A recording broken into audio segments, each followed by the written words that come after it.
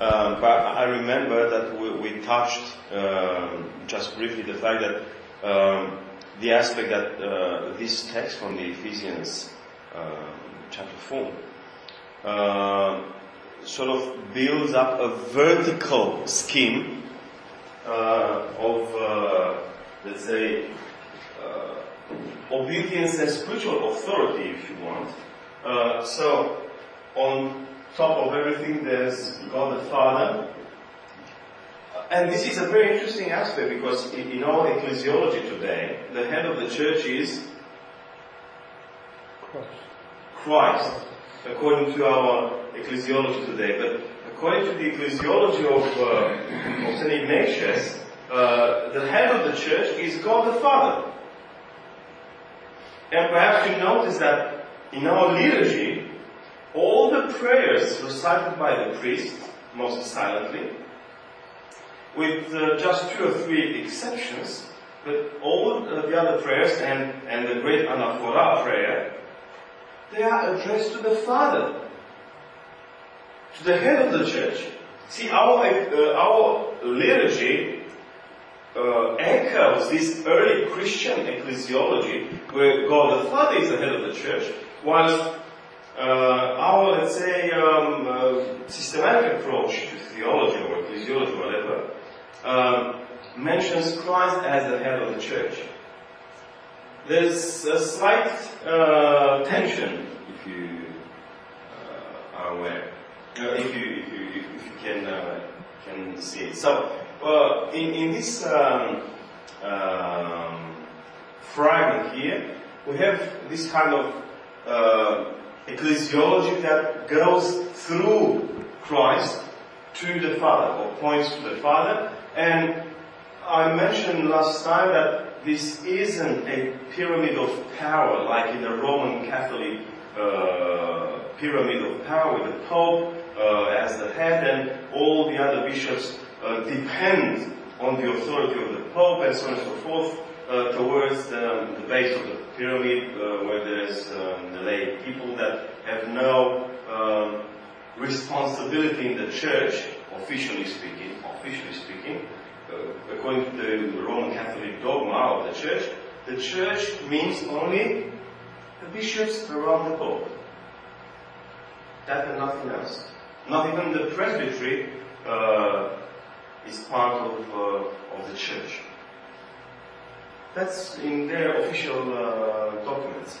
Okay, so in this scheme, this vertical scheme, we have the obedience of Christ, of the incarnate Son of God, to his Father. Then we have the obedience of the bishop to Christ.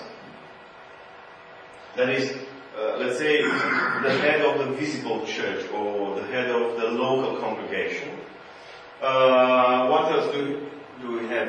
Do we have the presbytery?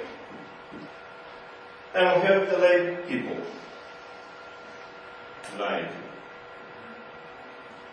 Laity. Okay, so this is the model of the church as reflected in St Ignatius' letter to the Ephesians chapter 4. I repeat, this isn't. This doesn't illustrate the idea of a pyramid of power. It's not about power here. First and foremost, it's not the bishop that holds the position of a head. The bishop is in the position of being obedient to Christ, the way Christ is obedient to his Father. If there is a pyramid of power, if we want to use such a term, such a phrase, obviously this is a transfigured model, since God the Father is the head, and the whole life of the church, of the visible church, is supposed to reflect the obedience of Christ with reference to his Father.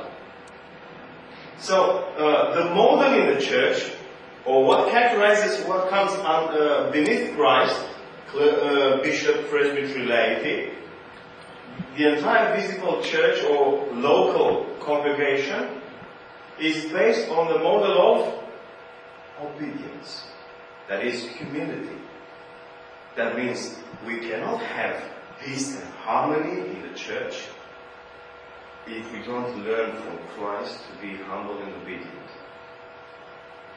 See, this is why I'm reluctant to use the idea of a pyramid of authority here. It's all about authority.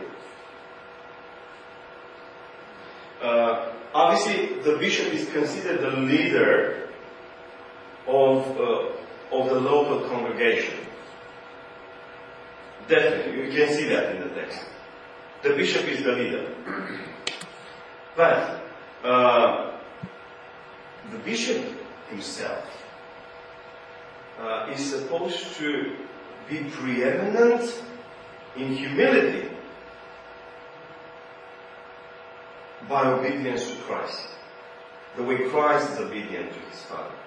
So the preeminence of the bishop in a congregation is the preeminence or the excellence, if you want, of humility.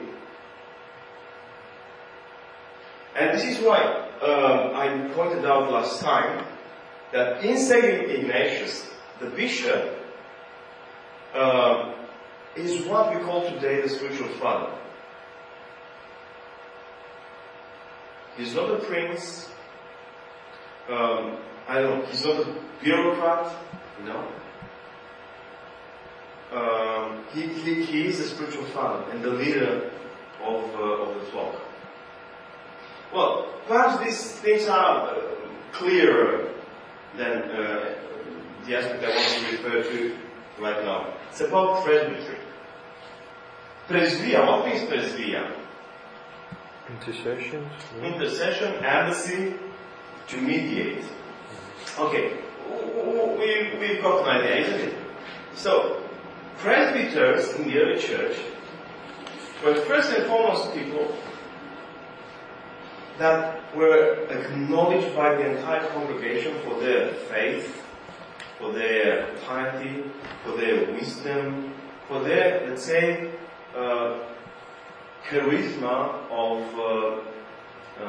mediating between the members of the community. The presbytery represents, or represented in the early church, at least, a group of people, a group of persons. Some of them were ordained and had some ministry in the church, but others not. But they were acknowledged by each and everyone as the presbyters or the elders of the congregation. Like perhaps you remember how in the Old Testament Aaron, Moses' brother, was the high priest, but there was also a large group of elders or presbyters of Israel. Likewise, in each congregation, there was this college or collective of presbyters or elders that were acknowledged as venerable persons. They were somehow the interface or the bridge between the bishop and the congregation. And some of them, I repeat, were ordained and fulfilled various responsibilities in the church. Others didn't, but still they were considered presbyters. And in the altar, in the hierarchion, the bishop always celebrated the liturgy surrounded by the presbyters. Although I repeat, not all the presbyters performed any liturgical task or ascribed any liturgical task.